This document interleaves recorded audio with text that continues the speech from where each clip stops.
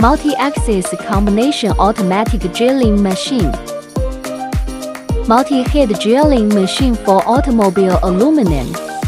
Widely used in the new energy automobile industry, aluminum alloy profiles, furniture, metal products, municipal protective barriers, stationery and newspaper wraps, and railway motor car industry. CNC touchscreen control is adopted, and the interface is simple and easy to understand. Mature technology of integrated PLC circuit, low failure rate. With the function of cumulative drilling count, it can automatically record the number of drilling workpieces per day or per shift to avoid possible errors and troubles caused by manual recording. The equipment has fault self-diagnosis function, and the alarm information is displayed directly on the display screen. This machine tool is specially designed and manufactured for drilling aluminum alloy profiles for automobile decorative parts, equipped with pedal start controls which will realize one-touch safe drilling. 11 holes of 5 sets of power head of the whole machine are drilled at the same time. Chamfering can be carried out while drilling. Two processes are combined